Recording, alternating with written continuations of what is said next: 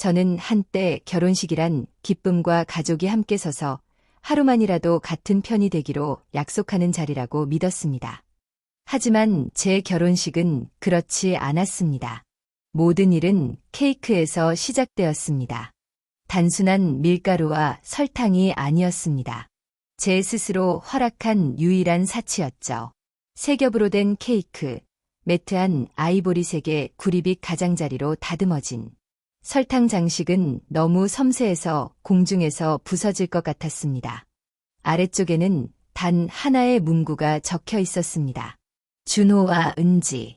가격은 거의 420만 원, 너무 비싸다고 생각할 수도 있지만 지난 1년을 버텨낸 뒤 단 하나라도 손대지 않은 것을 느끼고 싶었습니다. 그때 제 남동생 민수, 23가 들어왔습니다. 늦게, 물론이고 머리는 아직 젖어 있었으며 묶은 듯한 자세와 값비싼 향수를 흉내낸 듯한 냄새가 났습니다. 인사를 하지도 선물을 가져오지도 않고 마치 결혼식 전체가 자기 등장만을 위해 준비된 것처럼 케이크 테이블로 걸어갔습니다. 팔꿈치를 살짝 기대고 지루한 듯 몸무게를 옮기는 동작. 그 순간 테이블이 흔들리고 케이크는 비틀리더니 무너졌습니다.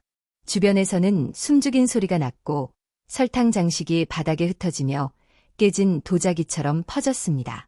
맨 위 케이크는 은지의 드레스 위로 미끄러져 내려갔습니다. 창백한 실크 드레스 위로 버터크림과 설탕 꽃잎이 엉겨붙었죠. 그리고 민수는 웃었습니다. 한마디, 웁스. 그 순간 아버지는 제 옆에 나타났습니다. 낮고 조심스러운 목소리, 마치 연습이라도 한 듯한 말투. 일이 마음대로 되지 않을 때 아버지가 그러시듯 사과도 책임도 아닌 변명만 늘어놓았습니다. 저는 움직이지도 말하지도 않고 그날 살아남길 바랐던 단 하나, 케이크의 잔해만을 바라봤습니다. 나중에 화장실에서 은지와 저는 싱크대에 기대어 드레스를 젖은 수건으로 닦고 있었습니다. 은지의 목소리는 떨렸습니다. 그거 일부러 한 거지. 거울 속 그녀의 눈을 마주쳤습니다. 민수는 저에게 집 계약금을 요청했었죠. 9,200만 원, 저는 거절했고 그녀는 나머지를 설명할 필요도 없었습니다. 이미 알고 있었으니까요. 제가 안 된다고 말했음을. 그리고 민수는 모두가 그 사실을 알도록 했습니다. 손님이 모두 떠난 그날 밤, 저는 책상 앞에 앉았습니다. 화면에는 민수 도움이라는 폴더가 열려 있었고, 안에는 대출 계약서, 공동 서명된 서류, 1,050만 원이 계좌에 준비되어 있었습니다. 저는 분노하지 않았습니다. 오히려 마음이 차분했습니다. 계좌를 닫고 제 이름을 그의 서류에서 제거했습니다. 다음 날 아침 제 휴대폰이 울렸습니다. 민수, 대체 뭐야? 돈 안 내는 거야. 진심이야. 아버지, 오해인 것 같아요. 이야기 좀 합시다. 오해가 아니었습니다. 그날 처음으로 저는 변명 없이 아니오라고 말했습니다. 그리고 이어진 침묵 속에서 저는 12살 때 자전거를 내주지 않았다는 이유로 벌을 받던 어린 시절의 제 모습을 떠올렸습니다. 그때부터 침묵은 동의로 오해받는다는 걸 배웠죠. 하지만 그 케이크 사건은 단순한 실수가 아니었습니다. 메시지였습니다. 이번에는 저도 하나를 돌려보냈습니다. 민수가 전화했을 때 목소리는 날카롭고 상처로 가득했습니다. 내가 내 미래를 망쳤어. 아니야. 제가 대답했습니다. 그저 더 이상 비용을 대지 않은 것뿐이야. 그는 전화를 끊었습니다. 주말이 되자 그는 온라인에 눈물 어린 동영상을 올렸습니다. 제목은 형이 내 꿈을 망쳤다. 수십만 조회수. 모르는 사람들이 그에게 동정을 보내지만 그는 절대 배고프거나 어려움을 겪은 적이 없었습니다. 제가 항상 그 빚을 대신 갚아왔으니까요. 저는 말하지도 설명하지도 않았습니다. 대신 영수증 폴더를 열고 스크린샷, 송금 기록, 이메일 등 수년간의 조용한 구제 내역을 확인했습니다.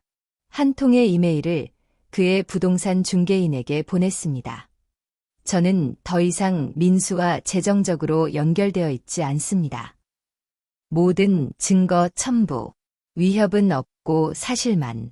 그날 이후 저는 오랫동안 처음으로 휴대폰을 2번씩 확인하지 않고 잠들었습니다. 완전한 평화는 아니지만 가까워졌습니다. 일주일 뒤 브런치 자리에서 마지막 결정이 내려졌습니다. 아버지는 이를 리셋이라고 불렀습니다.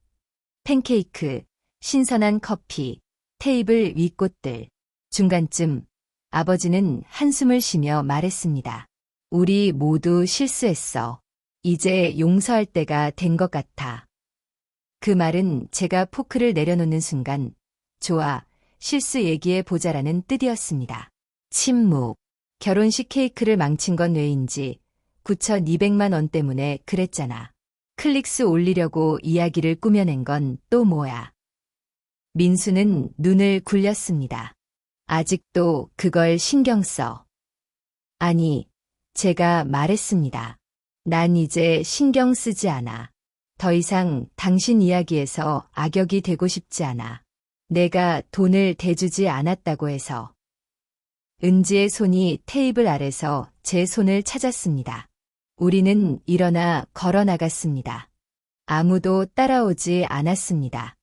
그게 제 답이었습니다.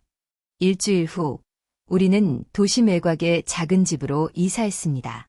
조용한 골목, 울리는 단체 채팅도 없고 벽에서 죄책감이 흘러나오지도 않았습니다.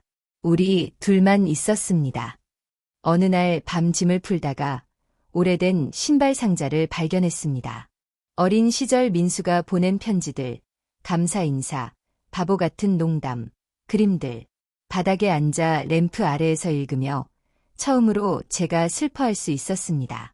케이크나 집이 아니라 예전의 동생, 탐욕이 아닌 순수한 마음으로 저를 바라보던 그 시절의 동생을 위해 눈물을 흘리고 편지를 잘라 쓰레기통에 버렸습니다. 모든 것을 영원히 짊어질 필요는 없었습니다. 진실은 민수의 삶에서 제 이름을 지운 것은 복수도 분노도 아니었습니다. 경계를 그은 것이었습니다. 사과 없는 날카로운 경계. 제가 드디어 자신을 선택한 순간 아마도 그게 진정한 힘이라는 걸 깨달았습니다. 누구를 계속 부양하거나 그들이 망친 것을 고쳐주는 게 아니라